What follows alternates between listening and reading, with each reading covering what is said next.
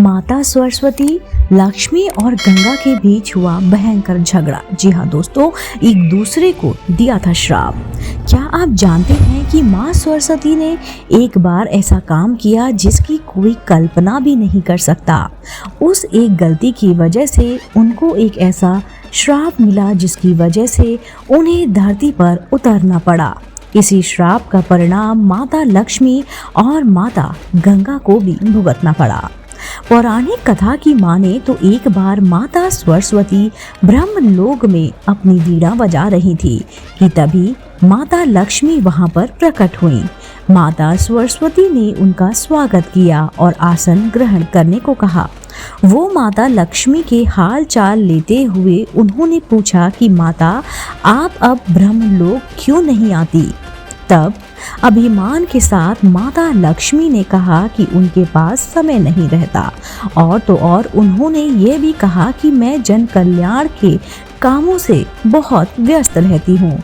आज थोड़ा समय मिला तो सोचा आपसे मिल लूँ। मुझे सबके धन, वैभव और सुख देना होता है, इसलिए समय नहीं मिलता। मैं बिना इस दुनिया का चल पाना बहुत ही ज़्यादा मुश्किल है। वहीं आगे माता लक्ष्मी ने माँ सरस्वती पर कटाक्ष मारते हुए कहा कि अगर उन्हें भी सिर्फ ब्रह्मलोक में वीणा बजाना होता तो उनके पास भी समय ही समय होता। माता लक्ष्मी की अहंकारी बातें सुनकर माँ सरस्वती को बहुत क्रोध आया, जिसके बाद उन्होंने भी माता लक्ष्मी को कटाक्ष मारते हुए कहा कि यह सत्य है कि आप वैभव की देवी हैं, लेकिन फिर भी आपको चंचला कहा जाता है क्योंकि आपके पैर एक जगह नहीं टिकते। आप में बिल्कुल भी स्थिर नहीं है, लेकिन मैं आपके बिल्कुल विपरीत हूँ। मैं जिस जगह भी जाती हूँ वहाँ आजीवन के लिए बस जाती हूँ। आपको तो कोई चुरा भी सकता है, बल्कि मैं तो बांटने से बढ़ती हूँ। उन्होंने आगे कहा कि कोई भी मनुष्य कितना भी धनी क्यों ना हो, जब तक मैं उसके साथ नहीं होती उसका जीवन मिट्टी के बराबर ही रहता है। माँ सरस्वती क्रोध में आग बबूला हो रखी थी, जिसके बाद आगे उन्होंने माता लक्ष्मी से कहा कि अगर मैं ना होती तो यज्ञ, मंत्रोच्चारण मुमकिन ही ना होते। बिना विद्या और ज्ञान के किसी भी मनुष्य का जीवन संभव नहीं था। साथ ही साथ उन्होंने ये भी कहा कि उनके मंत्रों के बिना भगवान विष्णु की पूजा भी अधूरी है। माता सरस्वती के तर्कों से भी माता लक्ष्मी संतुष्ट नहीं हुई और ना ही अपनी बातों से हिली, जिसके बाद उन्होंने कहा कि अब इस विवाद का फैसला सिर्फ श्री हरि ही करेंगे। बस फिर क्या होना था। दोनों देवियां इस बात का फैसला जानने के लिए विष्णु लोक के लिए रवाना हो गई। बता दें, वहां पर देवी गंगा पहले से ही मौजूद थी। श्री हरि को ध्यान में लीन देखते ही माता लक्ष्मी उनके पास जाकर बैठ जाती हैं, लेकिन कोई भी माँ सरस्वती को बैठने को नहीं कहता, जिससे वो नाराज हो जाती हैं। बस फिर क्या, क्रोध में लाल माँ सरस्वती ने माता लक्ष्मी से कहा कि आप खुद मुझे यहाँ लेकर आई हैं और आपने मुझे बैठने के लिए भी नहीं कहा। क्या विष्णु लोक में ऐसे ही अतिथियों का आदर किया जाता है? इस पर माँ लक्ष्मी बोली, मेरा निवास श्री हरि के हृदय में है और देवी गंगा को स्वयं प्रभु हरि ने अपने चरणों में स्थान दिया है। इसके अलावा उनके पास कोई जगह खाली नहीं जहाँ आपको स्थान दिया जा सके। इतना कहकर दोनों देवियां माता लक्ष्मी और गंगा जोर जोर से हंसने लगी।